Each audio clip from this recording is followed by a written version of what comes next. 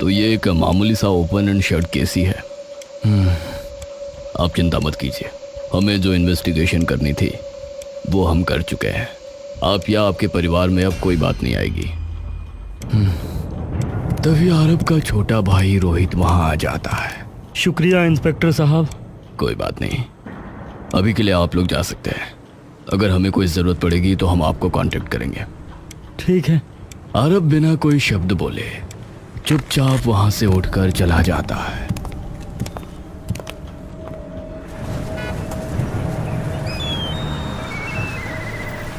भैया ठीक हो?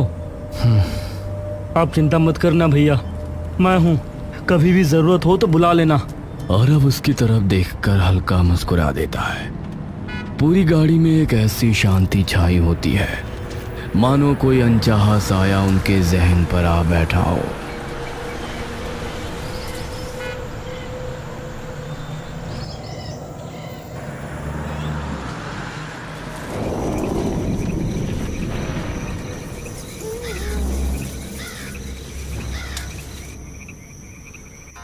आरब आरब मुरझाई हुई नजरों से मोहिनी की ओर देखता है। क्या हुआ है आरब? समझ नहीं आ रहा है मुझे तो कुछ कि ये सब क्या हो रहा है। आरब, हम कल लेकर जा तो रहे हैं माँ के पास, वो कुछ ना कुछ उपाय जरूर बता देगी। आरब, पुलिस ने बोल तो दिया कि उसकी मौत से हमारा कोई लेना देना नहीं है। बात वो नहीं है मोहिनी। तो क्या है? बोलो तो सही एक बार। आरब उठकर बैठ जाता है। मुझे समझ में नहीं आ रहा है कि सिमरन ये सब क्यों करेगी। हमने इससे पहले भी तो उसे अकेला छोड़ा है आस्था को उसके साथ, और वो भी तब जब ठीक से चल भी नहीं पाती थी। उसे गोद में खिलाती थी सिमरन। तो अचानक ऐसा क्या हो गया कि उसने ये कर दिया। मोहिनी भी उठकर बैठ जाती है।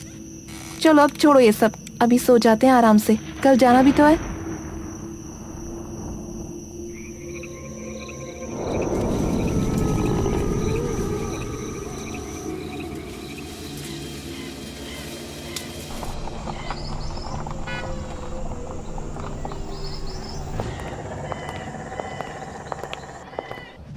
पापा, क्या हुआ?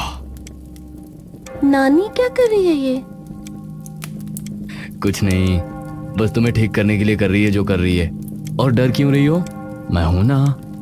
बीरो आंख बंद कर आगे पीछे होकर जोर जोर से मंत्र का जाप करती जाती है। ओम काल प्राण भवति शुद्धि बुद्धि शुद्ध प्रवृत्ति। ओम काल प्राण भवति। आस्था घबराकर आरब से और जोर से चिपक जाती है, और तभी बीरो एकदम से आस्था का हाथ जोर से पकड़ लेती है। पापा, डरो मत, डरो मत, कुछ नहीं होगा, डरो मत। बीरो उसकी हथेली खोलकर उसमें थोड़ा सा नमक डाल देती है। मुट्ठी बंद कर।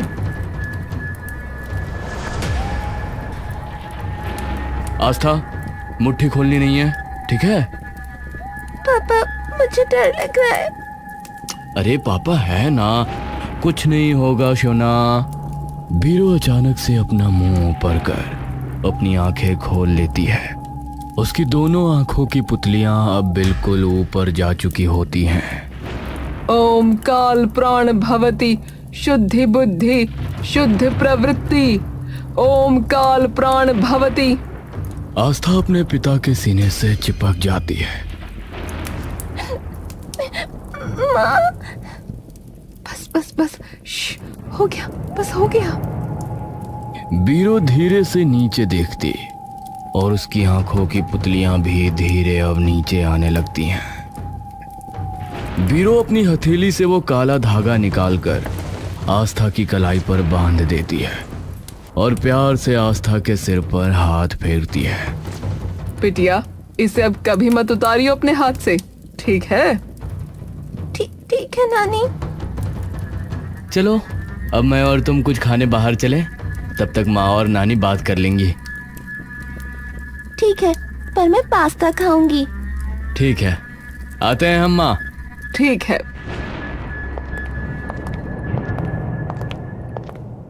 मोहिनी और बीरो कमरे की लाइट जलाकर बैठ जाते हैं। अब मेरी बात ध्यान से सुन मोहिनी, ये काला धागा अब इसकी कलाई से गलती से भी ना उतर जाए। अगर ये उतरा तो याद रखना, फिर इसका बचना बहुत ज्यादा मुश्किल है। जो हुआ वो काले जादू का नहीं बल्कि किसी आत्मा का काम था। पर ये सब तो सिमरन ने किया था। और खुद की जान भी तो ले ली बाद में। मतलब उस पे किसी आत्मा का साया था? हो सकता है। जो भी चीजें तूने मुझे बताई, जो तुमने देखी, वो तो सभी चीजें एक ही ओर इशारा कर रही हैं। किस चीज की ओर? काले जादू की ही एक विद्या है, छाया प्राण विधि। छाया प्राण? ये एक तरीके की तांत्रिक विद्या है जिसमें एक शरीर से दूसरे शरीर में आत्मा का हस्तांतरण किया जाता है।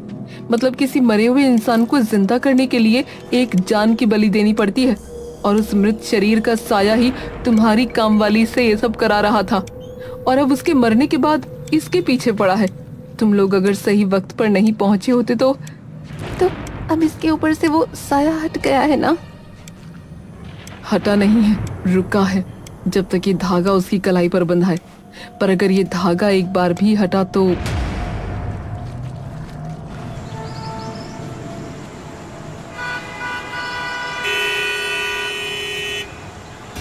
आस्था गुस्से से बड़बड़ाती हुई घर में आती है और अपना बैग उतारकर जोर से जमीन पर पटक के मारती है और जाकर सोफे पर बैठ जाती है। मोहिनी जैसे ही कमरे में घुसती है उसका खून खौल जाता है। क्या बदतमीजी है ये? आपको थोड़ी कुछ कह रही हूँ मैं। पहले तो ठीक से बात करो। और ये बैग कहाँ फेंका हुआ है? उठाओ इसे। बाद में उठा लूंगी। अभी उठाओ। क्या है? आपको पता भी है क्या हुआ है मेरे साथ? चाहे कुछ भी हो, बैग उठाओ भी। आस्था कुछ देर तक मोहिनी की तरफ गुस्से से देखती रहती है और फिर अचानक अपना जमीन पर पड़ा बैग उठाकर ऊपर अपने कमरे में चली जाती है और जोर से अपने कमरे का दरवाजा बंद कर लेती है और एक बार फिर से अपना बैग अपने बिस्तर पर फेंक देती है। सबको बस अपनी पड़ी है, मेरी तो कोई सुनता ही नहीं। तभी आस्था के पीछे से एक औरत की आवाज आती है। मुझे बताओ, मैं सुनूंगी। वह आवाज सुनते ही आस्था को मानो कई वाट का झटका लगता और वो बेड से उछलकर खड़ी हो जाती है। उसके बिस्तर पर एक बेहद ही खूबसूरत सी औरत एक लाल और हरी साड़ियों में बैठी उसे दिखती है। कौन हो तुम? माँ? मैं कुछ नहीं कहूंगी। आस्था हांफती हुई एकटक बस उस औरत की तरफ देखती रहती है। अरे सच में कुछ नहीं कहूंगी। तुम हो कौन? और माँ ने तुम्हें मेरे कमरे में क्यों आने दिया? वो मुझे देख ही नहीं सकती, सिर्फ तुम देख सकती हो। आस्था विचलित होकर उसकी तरफ देखती रहती है। बैठो, फिर समझाती हूँ।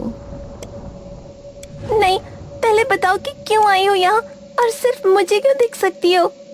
क्योंकि तुम्हारे लिए ही तो आई हूँ, इसीलिए सिर्फ तुम्हें दिखूंगी ना। पर क्यों? अरे क्यों नहीं, तुम इतनी प्यारी इंसान हो, इतना साफ मन है तुम्हारा, तो बस मैं आ गई तुम्हारी मदद करने। तुम्हें कभी कोई दिक्कत हो तो मुझे बुला लेना और मैं चुटकी में तुम्हारी सारी दिक्कतें दूर कर दूंगी। कुछ भी? अरे सच में? अच्छा मुझे ये बताओ कि अभी क्यों परेशान हो, और फिर अपने आप देख लेना। आस्था के मन में कई सवाल होने के बावजूद भी आखिरकार वो उसके पास आकर बैठ जाती है। भूत होता है क्या? मैं बचपन से वैसे ही परेशान हूँ ऐसी सभी चीजों से। अरे तुम बताओ, दिक्कत क्या है? बाद में अपने आप पता चल जाएगा तुम्हें। मेरी क्लास में एक लड़का है, उसे मुझसे पता नहीं क्या दिक्कत है, वो रोज तंग करता है, और आज तो हद ही हो गई। मैं खाना खा रही थी तो मेरे पीछे से आया और मुझे धक्का देकर भाग गया। मेरा सारा खाना नीचे गिर गया। धक्का दिया? चिंता मत करो, उससे मैं बात कर लूंगी। कहाँ रहता है वो और नाम क्या है? रवि, यही रहता है पास के मोहल्ले में। ठीक है, तुम बिल्कुल चिंता मत करो, अब से वो तुम्हें कुछ नहीं कहेगा।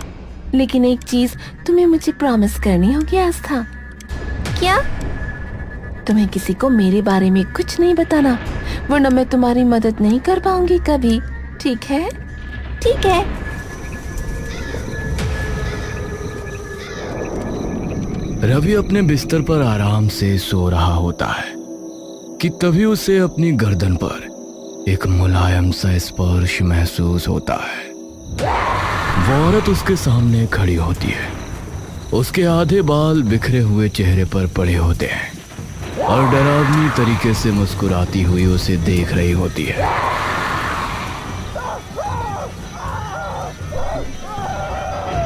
रवि, तू ही है ना? बहुत शौक है ना तुझे लड़कियों को तंग करने का? रवि का गला एकदम से मानो बंजर पड़ जाता है और उसकी गले से ना कोई आवाज, यहाँ तक कि कोई सिसकी तक नहीं निकल पाती है।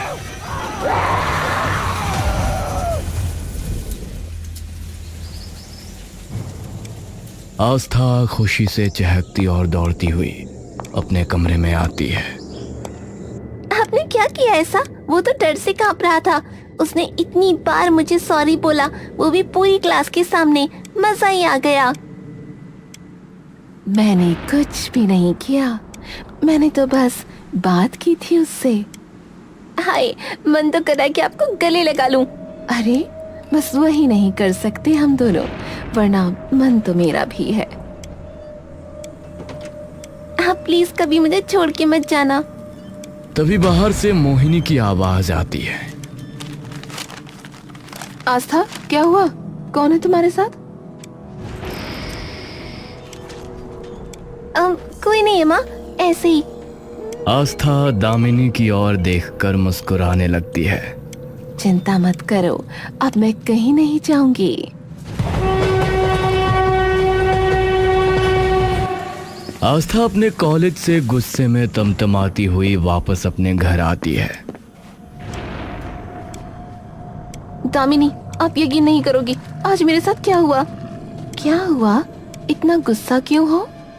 अरे आज लड़ाई हो गई मेरी। क्या हुआ पर? एक लड़का बदतमीजी कर रहा था, मैंने भी लगा दिया उसके कान पे एक सबके सामने। तो ठीक करा बिल्कुल। चल अब इतना गुस्सा मत कर और नीचे जाके खाना खा ले। ठीक है।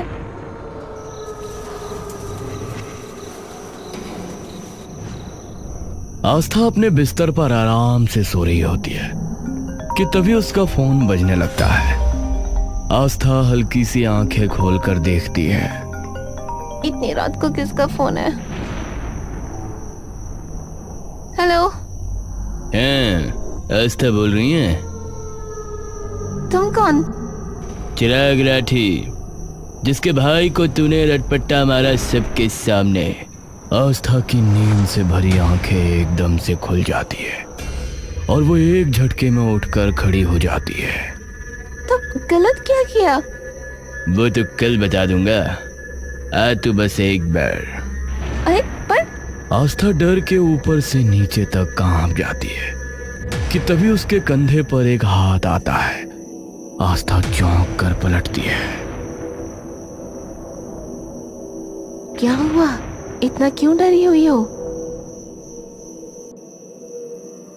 वो चिराग राठी का फोन था। वो कह रहा था कि कल जब भी चाहूंगी तब वो मुझसे बात करेगा। क्यों? जिसको मैंने चांटा मारा वो उसका भाई था। अब क्या करूं? मैं चलती हूँ कल तुम्हारे साथ, ठीक है? आप क्या करोगी? उसकी चिंता तुम मत करो, आराम से सो जाओ, अब डरो मत।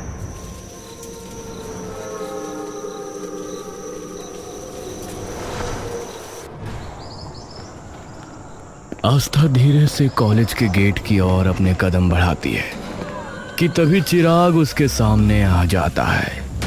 हाँ भैया, आ गई एक्शन हीरोइन। अब क्या करूं?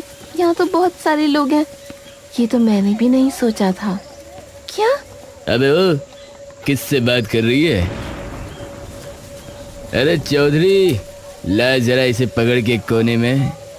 तभी पीछे खड़ा एक लड़का आकर सीधा आस्था की तरफ आने लगता है।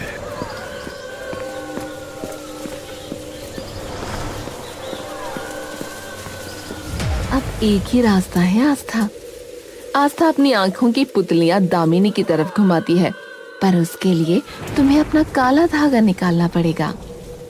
पर माने अबे क्या बड़बड़ा रही है? चिराग जोर से उसके बाल नोच लेता है। आस्था, समय नहीं है, मुझ पे भरोसा है ना, कुछ नहीं होगा। आस्था अपनी कलाई पे बंधे काले धागे को देखती है और धीरे से आखिरकार उसे खोल देती है।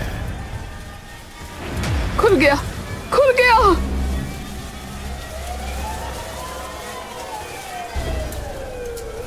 आस्था चुपचाप एक अज्ञात सी मुस्कान के साथ उन सभी लोगों की ओर देखती रहती है।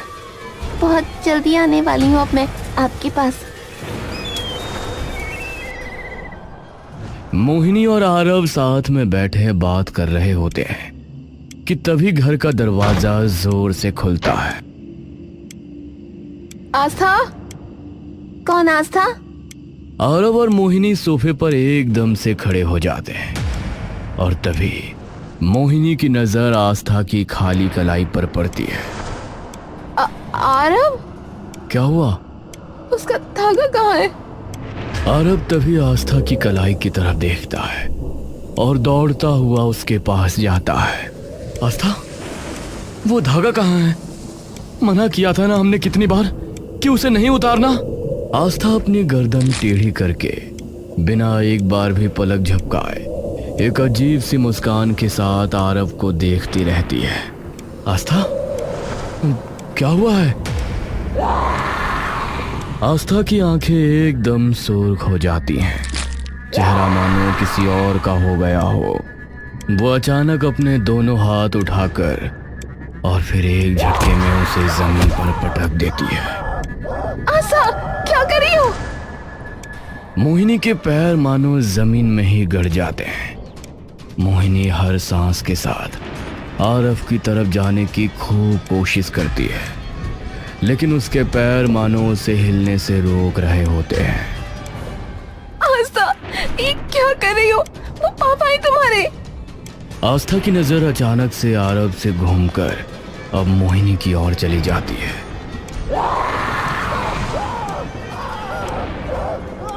आरव, ये क्या? देखते ही देखते एक ठंडी सी मुस्कान आस्था के चेहरे पर आ जाती है। ये देखते ही मानो मोहिनी के पैर की बेड़ियां टूट जाती है और वो दौड़ती हुई आस्था के पास जाती है और गुस्से से भरा एक तमाचा खींचकर आस्था के गालों पर जड़ देती है।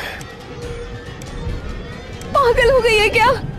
आस्था की मुस्कान अचानक गुस्से के भाव में बदल जाती है और वो जोर से एक तमाचा उल्टा मोहिनी के मुंह पे जड़ देती है। आस्था गुस्से से मोहिनी की ओर बढ़ने लगती है। मोहिनी अब समझ चुकी होती है जो उसके सामने खड़ी है वो उसकी बेटी आस्था नहीं है। आस्था का हर बढ़ता कदम मोहिनी के दिल धड़कने और बढ़ा देता है। तभी पीछे से एक फर्राटेदार डंडा आकर सीधा आस्था के सिर पर लगता है और वो खड़े खड़े वहीं बेहोश होकर गिर जाती है।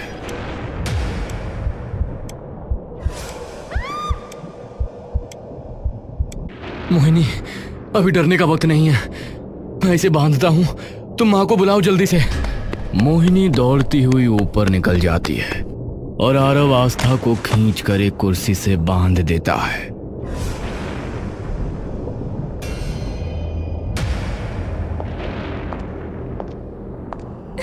माँ, अब क्या? मैंने कहा था ना, धागा नहीं उतरना चाहिए। माँ, मुझे नहीं पता ये सब कैसे हुआ।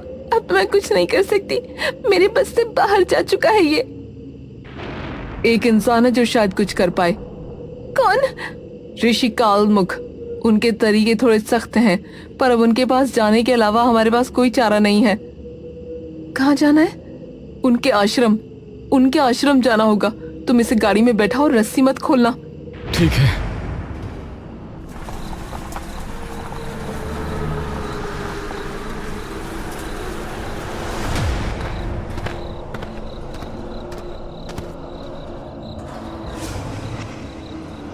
छाया प्राण।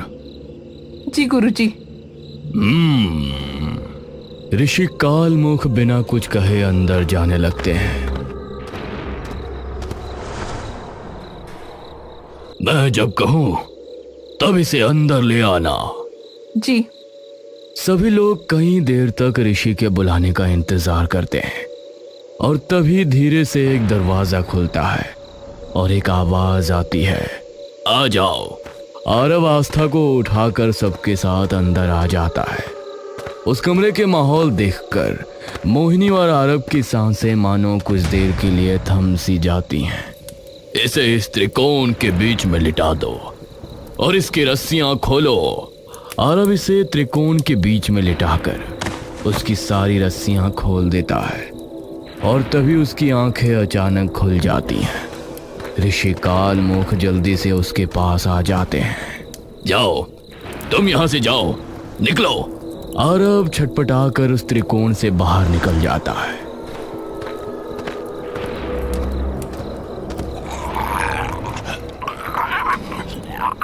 ओम कालिका काली महाकाली रक्ष रक्ष चंडिके नमः स्वाहा।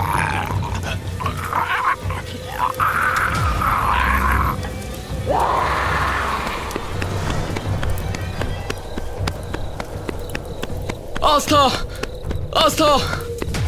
हाँ जा। लेकिन आस्था उसे जोर से दूर धकेल देती है।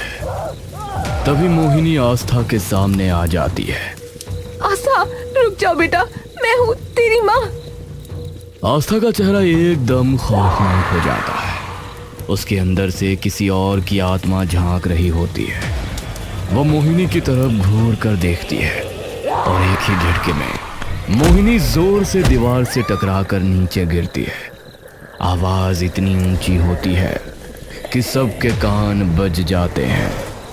आस्था नंगे पैर भागने लगती है। रात का अंधेरा, हवा के तेज झोंके और पीछे सब लोग चिल्लाते हुए दौड़ते हैं। आस्था अब अपनी सोच और समझ का हर कतरा गवा चुकी होती है। पकड़ो उसे, वो शरीर के पास जा रही है। कौन सा शरीर? उस आत्मा का शरीर जिसके लिए ये छाया प्राण यज्ञ किया था तुम्हारी काम वाली ने। मतलब वो किसी मरे हुए शरीर के पास जा रही है? हाँ, उसी जिसमें उसका अंतिम बंधन था। उसका अपना शरीर जिसे कब का मर जाना चाहिए था पर नहीं मरा, जिसका मन कभी शांत नहीं हुआ।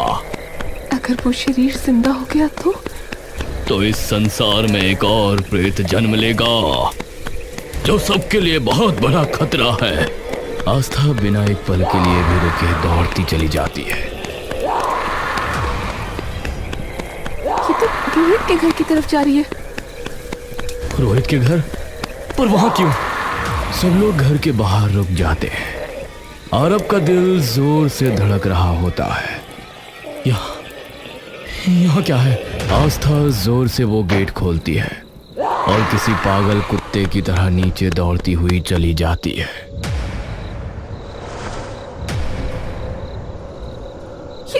ये तो दामिनी। कौन? रोहित की बीवी जो कई साल पहले गुजर गई थी। आरव के हाथ कांपने लगते हैं, आंखों में बस आंसू। दामिनी? पर ये कैसे? रोहित? भैया आप समझे नहीं, मैं उसे वापस ला रहा हूँ, मेरी दामिनी को। तू पागल हो गया है क्या? तू नहीं भैया, आपके पास सब है, माँ जैसी प्यार करने वाली सास, बेटी, पर मेरे पास मुझे भी हक है खुश होने का। और बेटी तो दोबारा भी हो सकती है। आपको दोबारा मौका मिल जाएगा जीने का, पर मेरे पास बस यही एक मौका है। मुझे बस दामिनी चाहिए थी, मुझे मेरी दामिनी चाहिए थी। आप अगर उस दिन घर नहीं गए होते तो सिमरन अपने आप सब कुछ कर लेती। मेरी दामिनी जो थी उसमें सबसे समझदार, सबसे अच्छी।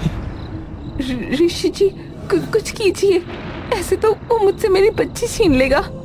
उसकी आत्मा उसके शरीर के पास पहुंच चुकी है। अब अगर वो प्राण स्थापना पूरी कर लेगा तो कोई उसे रोक नहीं सकता। ओम छाया प्राण स्थिति, ओम दामिनी पुनर्जन्म। लाश के हाथ हिलते हैं, आंखें आधी खुल जाती हैं। आरव कुछ करो। उसका शरीर जलाओ, उसके सारे अंतिम संस्कार अभी करो, तभी आत्मा मुक्ति मिलेगी, तभी तुम अपनी बेटी को बचा पाओगी। आंखों से आंसू बहते हुए, मोहिनी, तुम उसका शरीर लेकर बाहर आ जाओ और उसका देह संस्कार करो, इसे मैं देखता हूँ। मोहिनी जैसे ही दामिनी के शरीर की ओर बढ़ने लगती है, तभी रोहित उसके सामने आ जाता है।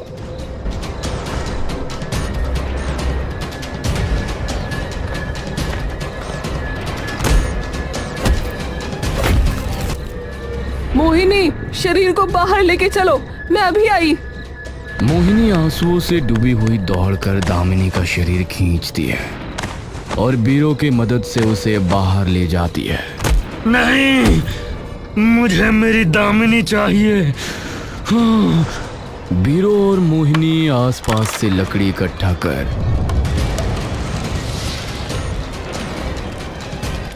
और अंत में उसका देह संस्कार कर देते हैं।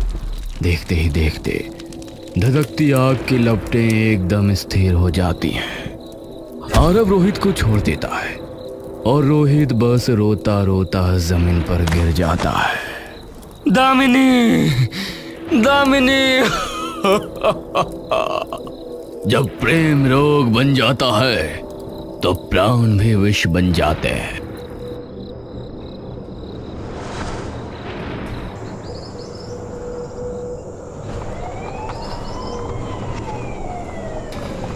मोहिनी आंसुओं से आरव के कंधे पर हाथ रखती है। दोनों एक फीकी सी मुस्कान के साथ सोती हुई आस्था की ओर देखते रहते हैं।